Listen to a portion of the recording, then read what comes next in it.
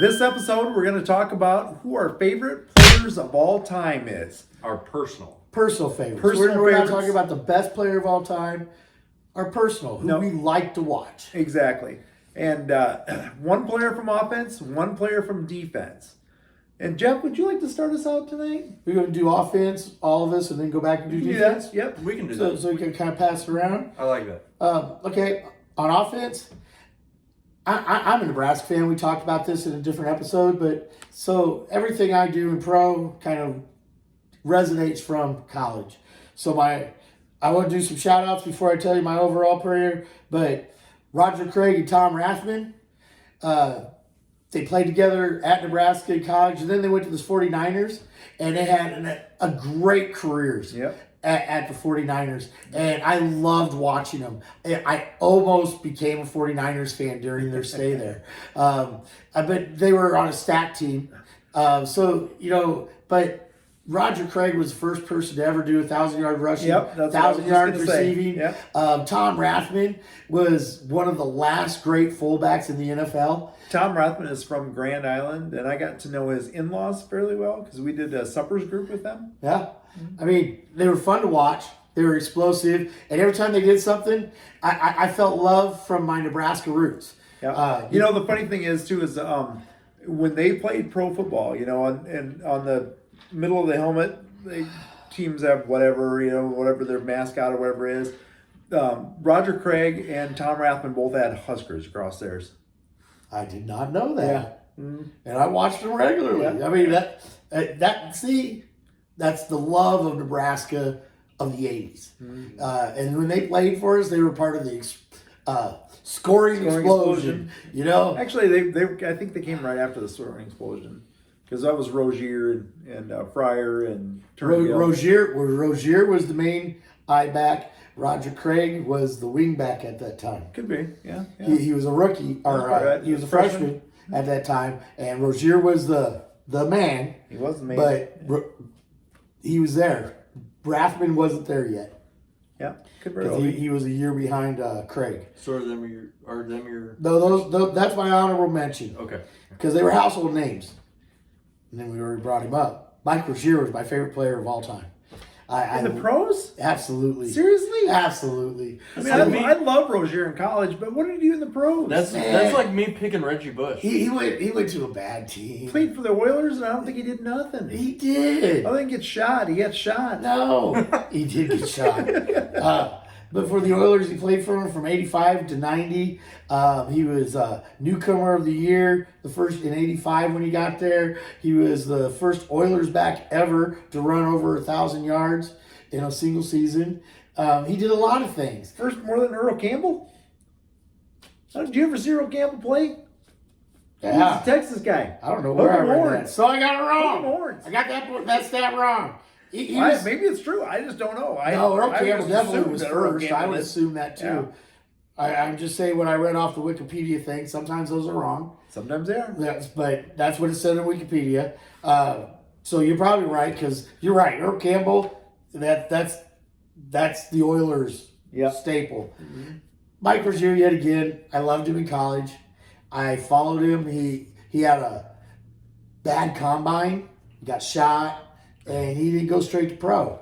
He went to 2 minor league things for 2 years. He bounced around before he earned his job at the Oilers. In college, he probably still had the greatest run ever. The game against UCLA when he turned back one way, turned back the other way, turned back the other way. Oh my Went God! like 70 yards for like 10 yards. He was supposed to go up the middle, and he ran into the wall. So then he went to the left. To the long side, and he got all the way to the outside, and it was all clogged up. So he turned all the way around, ran all the way back, came around to the right side, and scored a touchdown on the other side of the field. Yeah.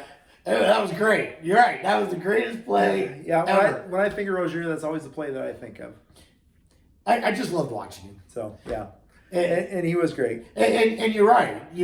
His pro career wasn't all that. Yeah. But I kept waiting for it to be. Yeah. And it never happened, but that doesn't change the fact that I went out of my way to watch those games. Yeah.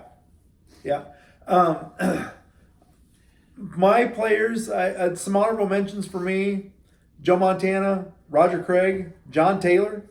And some non-49ers that were honorable mentions for me: Brett Favre, Roger Staubach, and Adrian Peterson. Brett Favre was a competitor like I've never seen before. Roger Staubach we talked about him earlier today. He was gritty. And you know, he was... he wasn't the most talented. He wasn't, but he was tough. Yeah, he was tough. Yeah, he was a baller. And he did not like losing. No. He hated losing more than he liked winning. Yeah, exactly. And Adrian Peterson was, you know, if we'd have went top 10 in running backs, he'd have definitely been in there for me because, you know, he did things that nobody else had ever done before. You know, he... On a bad team. Yep. He almost broke Eric Dickerson's single season record. He was right there. And he was amazing. In pro football and in college, should have won the Heisman. He never won the Heisman, but he was amazing. Yeah. So, but my favorite player on offense is Jerry Rice. And Jerry Rice, again, did things that nobody else ever did. You know, the greatest wide receiver to ever play the game. I had a poster when I was young. You know, I say young, I was probably 18 or so, but Jerry Rice holding up a football, you know, doing this. And it's when he caught his 200 touchdown pass, and it said, the poster was "Just did it." So to just do it for the old Nike saying. Nice. So yeah, I love Jerry Rice. You know, that Super Bowl against Cincinnati that Jeff's talked about a couple times with John Candy in the stands eating popcorn. Jerry Rice had 221 yards receiving that game, and anytime that Joe Montana needed to look for somebody, he looked for Jerry Rice. And then that last play, it was kind of like what it said about Cooper Kupp, is that everybody knew that the ball was going to Jerry Rice, and Montana didn't throw it to him. He threw it to John Taylor. Yeah. The right thing to do. Yeah. Yeah. So Jerry Rice, again, is my favorite. He did things that nobody else ever even dreamt of doing at that time. So, solid list. Yeah. Who do you got, Brian? Obviously, I'm younger. So What? A lot of the guys. You're not our age? No, definitely not. He's a baby. A lot of the guys that I got to watch growing up were the new generation. So some honorable mentions for me. Adrian Peterson is obviously on there. He was the old school running back of today. And then you have... I agree with that. Yeah, I do too. Steve Smith Jr. Steve Smith. Steve Smith. Great receiver. Man, Steve the guy... Senior. It was senior, yeah. Senior. Steve Smith, that's right. And the guy was just a baller. You know, He was a baller. And nobody wanted to line up against him. He was cocky. He was arrogant. Yeah, he wasn't the Now biggest he's guy. always running. But he would back it up. He would Wasn't the biggest guy in the world, but No, man, he he catch would ball. back it up. And another one I gotta say, everybody likes watching Patrick Mahomes. Like, are you kidding me? This guy's doing stuff that nobody has ever done before. He is doing stuff that nobody's ever done before. He is on a trajectory that we've never seen. In my opinion, he's a first ballot Hall of Famer right now. Let's just back up one. Did That's you going a see little that far. freaking pass against Denver when he underhanded the Yes. ball? Yeah. What to was McCaffrey that? and went for a 50-some yard touchdown. Who the hell would even try that? Nobody who would does try that. Nobody does that. And that's why he's on my honorable mention. Still not first round. We'll get I into think he's that. a first ballot. He's a first not ballot. a fan. Yeah. And I'm not a fan, but I think If he got hurt Sunday, he would not be a first ballot. if he got hurt Sunday, he might not be a first ballot, but He would be a Hall of Famer. but the way that his career is going, he's a first ballot. Yeah. He'd be a 30-30 on ESPN. He has a chance to go to 5 straight AFC Championship games. Jeff's got his arms crossed. He's 5 straight. Nobody's ever done It's that. the AFC. They're weak. The AFC is probably the bigger conference. Really? When's the last time they won a Super Bowl? Okay, you got Kansas City, and then after that, Tampa Bay, and after that it was Rams. All the So 3 teams we're years talking ago. about this year, nobody wants to play them right Yeah. now out of the AFC. Rams is NFC. Yeah, that's Tampa what I'm saying. Bay It was is 3 years NFC. ago. The Yeah. AFC won. And then before that, Probably the Patriots. yeah, you got to go way back. I'm just saying. That's I the don't AFC. have to go is way not, back. The AFC is not the stronger conference. The NFC is the stronger conference. I don't think you have to go way back. The Patriots I'm won just not saying. that long ago. If you go But- 10 years, AFC's won 3-7. Maybe. Yeah. But my all-time favorite guy to watch, and I only got to see the tail end of it, Barry Sanders. Barry Sanders is amazing to That's watch. Amazing to watch. He played for a terrible team. Barry Sanders, for me, watching him, it was like watching somebody playing freaking Madden on PlayStation. He'd Yeah. spin around, he'd spin around, he'd spin around, Absolutely. and he'd stop, and he'd move, and it was crazy. He's great. He won an NFL MVP. He won 2 times Offensive Player of the Year, 4 times rushing champion, But you know, like you said, 10-time Pro Bowler. like we said about the requirements for this, it's about your personal favorite. He was exciting to watch. I get it. Yeah, I get it, too. absolutely get it. I totally get it, too. It didn't matter that he played for Detroit. No, You know, it didn't. You see the we're on, it's like, oh look, Barry Sanders. One thing Not Detroit Lions. Oh look, Barry Sanders. One thing I always loved about Barry Sanders is you never once saw him spike the ball in the end zone. Nope. No. He went over and he handed it to the referee because he said that he was always taught, act like you've been there before. Yep. And he'd been there a lot. Yeah. He had been there a lot. a Yeah. lot. He was a class act. He was Yeah. a class act. He was a I class mean, act. he retired because he didn't want to break the record on a losing team. Yeah, and you know, he, that was he one of wanted his- to maintain his health too. Was another reason why he retired. So Yeah. good for him. Yeah. You know, Yeah. what a guy. Yeah. Hey, good What a pick. player. Yeah, that's a great Despite you being younger and not having the brains that we do. That was still a good pick. well, there's that. But I was thinking the body of work. You know, thing is- because we got 50 years. He's sitting in his 30s. You know, I mean, so good choice. That was a good pick. I respect that. Yeah. And the Applaud thing, that pick. And the thing is, even to this day, if I see a documentary on old players, Barry Sanders, Eric Dickerson, all these guys, I respect it and I watch it Yeah. because that's where the game started. And that's why we allowed a younger guy like you on this podcast with us. Because you do. You are a football fan. Yes. Yeah. Well, I mean, when I talk about 30-30s, you've already seen them all. Yeah. Yeah. Most You, know, of it. If you guys, you add to my watching list. if you guys have NFL Network, I think it's Saturday is the 50th anniversary of the Raiders and Steelers game, the Immaculate Reception. That was a great play, but that was an awesome game. That was an awesome Incredible game, Yeah. which was why that play was so amazing. Yeah, yeah. So take time out and watch that because that should be a good show. I haven't seen it yet, but it should be a good show. So who do you got for your defensive play? Oh man, you know when defense comes, you know my honorable mentions, Sue. You know, I mean, I loved watching Sue. He was the man in college. He was a man amongst boys, even when he got to pro. And then, Still is. absolute. Well, he's not an every down guy anymore. He's getting a little older. You just but- don't like him because But he's a difference maker. But he's a difference maker. He's a difference maker.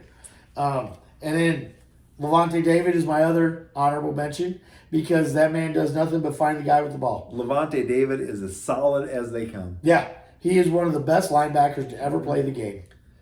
Ever. But my favorite defensive player of all time is Lawrence Taylor. I mean, Wow. Yeah. the guy was a beast. And he played for my favorite team. And he would own games. It didn't matter if the offense wasn't doing their job because the defense would do their job because Lawrence Taylor would make them score. Yeah, yeah. I guess I always when I think of Lawrence Taylor, I mean one thing I always think about is the blind side. The blind When side. she said, you know, I Would he thank change God the for game? him, and I thank Lawrence Taylor. Yeah, because he changed the game. He's the one that made the left tackle relevant. Absolutely. Teams Because started paying more for a left tackle to stop after that game. to stop Lawrence Taylor. Yes. Yep. Yes. Because Absolutely. Lawrence Taylor made every left tackle look very, very bad.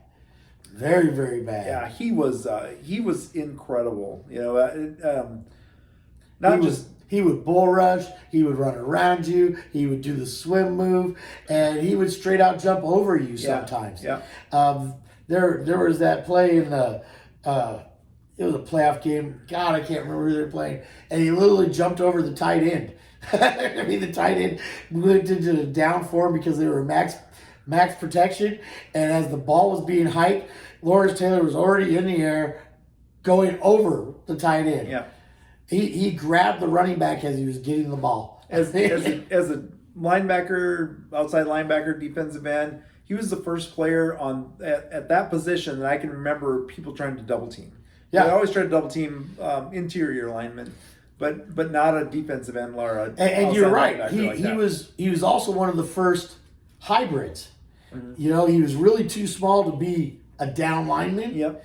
But he was a little too big to actually be an outside linebacker. But yet they lined him up over there all day long. Yeah. I mean, and being lined up and knowing that he was too small to be down, and I mean, that guy had 1,089 tackles, 142 sacks, 54 forced fumbles, and then despite he was too slow supposedly, he had 9 interceptions. Yeah. How many did you catch? How many of those interceptions did he return for a touchdown? Oh, 'Cause I know I he had a saw few. that. I saw that. I think it was 6. Yeah. I think it was 6 of his 9 went all the way in because he caught him behind the line of scrimmage. Yeah. They were supposedly screen plays. Yeah. And, you know, I should have wrote that down because it's either 5 or 6. It was the majority. Yeah. You know, that's a guy that you think of that played in the early to mid 80s that I feel 81 that to 93. if, Yeah. I feel if you put him in football right now that he'd still be a superstar.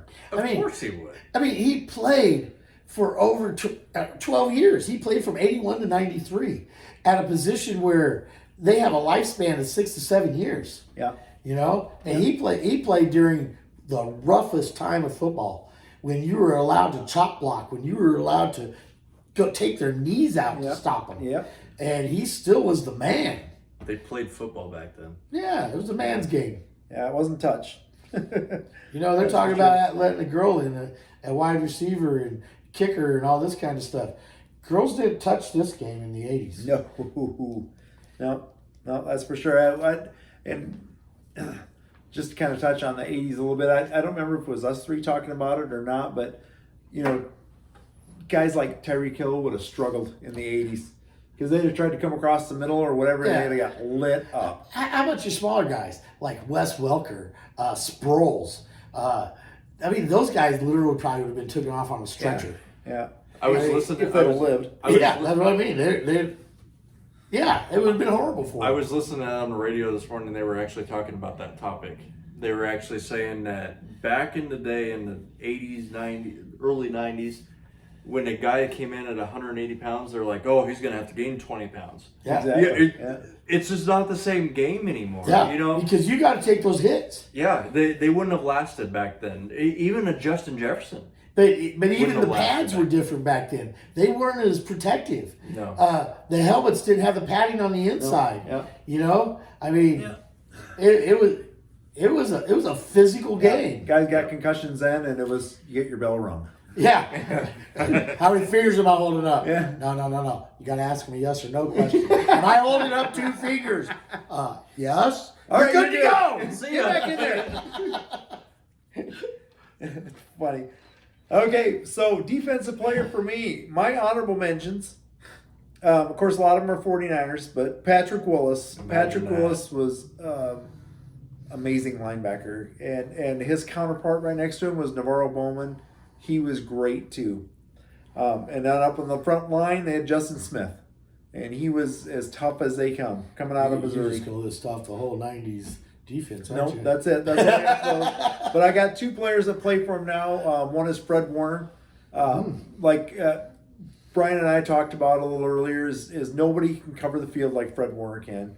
It's just it's amazing to me. I said that they run a cover 6 defense because they got him in the middle that can cover a tight end. He can cover a wide receiver. He's fast. And one point I got to make, because we made a point about the 80s and 90s being a physical game. Linebackers did not cover back then like they do now. No. They didn't have to. They couldn't. Them linebackers back there couldn't. Well, they didn't have to. Yeah. Because to go across the middle means that a free safety or a strong safety was literally going to knock you down. Yeah. Understand. Which means that the linebacker didn't have that responsibility. Understand. Yep. But it's two Nowadays different they games can't now. they can't do that. So now the linebacker has to have the ability to drop back and cover that guy. Sure. Yep. So, more honorable mentions for me. Nick Bosa, Defensive Player of the Year. non-49ers that really influenced me, that I thought were great defensive players. Reggie White. Reggie He was the White. minister of defense. Absolutely. And he set the sack records before sacks were even Kept. a thing to talk about. Yeah. Yeah. And he was just amazing, and lost his life too young. Yes, But absolutely. he was fun to watch, and I appreciated that I was growing up in his playing career. Troy Polamalu, he did things on the field that were just crazy. You know, he'd come flying out of nowhere and jumping over people and intercepted passes, and it was just amazing. He was energetic. Yeah, very so. And then the last one I have is Ed Reed. Ed Reed would make a play that you wouldn't even think would be made. And the guy was so competitive. And you know, he was the leader of that team, even though they had Ray Lewis on that team. Ed Reed was the leader. And if they needed a speech in the locker room or pump up anybody, they went to Ed Reed. And he did it. That's a solid pick. So, but my favorite defensive player of all time, Ronnie Lott. Ronnie Lott, you know, The enforcer. he came in as a rookie and just took over that defense. You know, and he was a guy like we talked about. You don't go across the middle against some of these guys, and he was one that you don't go across the middle on because he will lay you out. Mm-hmm. Yeah. And if he wasn't laying you out, he would intercept you. Yeah. And when he put that elbow on what was that Denver wide receiver that he knocked out? Came across the middle and he dropped that elbow on him. God, what was his name? I mean, he was a Denver player, so I really didn't care. I just reveled in it. But, you know, they didn't even throw a flag. He didn't let that roll. Yeah. And there was players that didn't like him. There was players that he didn't like, but everybody respected him. Yeah, absolutely. And I know that Brian's not going to bring up the guy, so there's another honorable mention that I really thought you were going to mention, so I didn't. Mike Singletary. Oh yeah. And in fact, I had Singletary. Like I told you, I forgot my notes at work, so I had him on my notes. Okay, I really thought you were going to bring him up, so I did it. But you know, you can't have a defensive favorite because Mike Singletary was intense. Oh I mean, man, the younger people like you I mean, Ray Allen.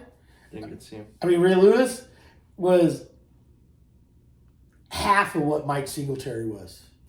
The intensity, the meanness, the intensity is the good word for it. You know, he'd come out and he'd line up at middle linebacker, and his eyeballs would bulge out like this, and and his eyes pointing literally at guys everywhere to go. And you see his mouth just running because they weren't mic'd up back then, you know. And then the ball would be hyped, and he'd go straight for the ball, wherever it was. Flying, dude. Oh my God, he was amazing.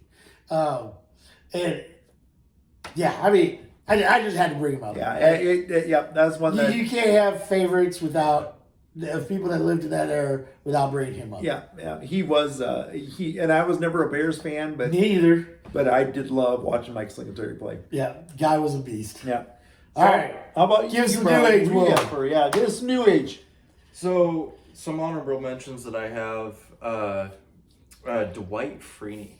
Fright Night. Dwight Freeney was a freak as He an was edge a rusher. complete freak. That guy mastered the spin move. Yeah. That guy had a spin move like no other. He was unblockable. He was unblockable. That's a good way to put it. He was Micah Parsons before Micah Parsons. And Dwight Freeney for me was just fun to watch. I hated watching the Colts, but every game you were watching Dwight Freeney. He was in every play. Yeah, he was. And another one I got to mention, Jared Allen.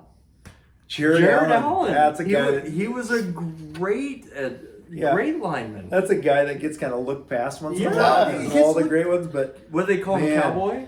yeah, Cowboy Jared Allen? Yeah. Is what they call him? he he played with Kansas City for a few years, and then he got traded to Minnesota, And he that's was when a his beast career really took off Yes. in Minnesota. And then he already said it, but Ed Reed Ed Reed, that was a killer defense. Oh. You had, Yeah. and another honorable mention for me is Ray Lewis. You had Ray Lewis and Ed Reed on the same defense. Yeah.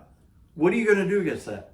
You had two leaders of defense on one team. Yeah. And that was arguably one of the top 3 defenses of all time. And For then sure. you already said it too, but Polamalu.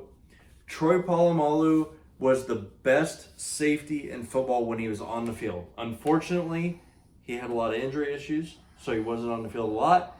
However, when he was on the field, he Very was, exciting. Played like his watch. hair was on fire. yes, he was a beast. Isn't that who T.O. grabbed by the hair? Was it? Is it? Might have. Wasn't it? Probably. He got the Probably interception was, and he reached out and grabbed him by that Probably big long was. braid and yanked. Yeah, probably was. But Which wasn't illegal. Which still is not. Wait, we're still not legal. You They grab by still the hair. can- It's yeah. part of the. They're part of the. You jersey. can't wrap No. like No. he did, but you can grab the hair. Yeah. But Part you of the can't jersey. wrap. Absolutely. But you want to have long hair, that's your problem. my number one all-time favorite guy to watch was Brian Dawkins. Brian That's not a bad Dawkins pick. was Not a a bad pick. great safety. And the thing that I loved about him is he wasn't cocky, he wasn't arrogant, he just did his job. Yeah. And he was a great safety for Philly. He had 9 Pro Bowls, 5 first-team All-Pros, a second-team All-Pro. He was first player in history to record a sack, interception, forced fumble, and touchdown reception in a single game. How long did he play with Denver? He played with Denver. He played with Denver 2 or 3 years. Yeah. 2 or 3 years. But he was pretty much at the end of his career at that point. Yeah. But you're right. He was the same type of player. You don't go He- across the middle. No, That's what happens. you and I am really glad we had this episode. I give you kudos. I really thought you were going to mess this up. I did. I was waiting for horrible names to come out of your mouth. I was. Hey, you had solid lists tonight. Yeah, those are Kudos, solid. kudos, Yeah. Brian. He has and one more thing for Brian Dawkins, he has the most forced fumbles for a safety in NFL history. Yeah. That's amazing. 36 from the Georgia Bulldogs. They called him the X Factor. Wolverine is actually what they called him as well. But it was very unfortunate he never got to win a Super Bowl. I dislike Philadelphia a little less right now. He never got to win a Super Bowl, unfortunately. Yeah. And he was on all 3 teams. They went to 3 straight NFC Championship games, 1 Super Bowl. But it was unfortunate. He wasn't playing with Denver when they won? No, the only Super Bowl he's got as an executive for Philly when they won the Super Bowl. Sure. Yeah. I really thought Brian was going to bring T.O. into this. I just did. I was just waiting for him to pick a punk. I am so proud of you. Yeah. You had a great list tonight. Good show, Brian. Good job, Brian. Oh, yeah. So that's our show for tonight. Make sure and go down and hit that like button. Leave any comments in the comment section that you'd like to. Subscribe to our page. We need viewers all the time. And we haven't really talked about when this is going to drop, so I just want everyone to know, Merry Christmas. Have fun with your friends and family, and we'll see you next week. Absolutely, because that's the most important thing, because we wish you all a very Merry Christmas. Merry Christmas. Because we are the Couch Coaches, And we know sports.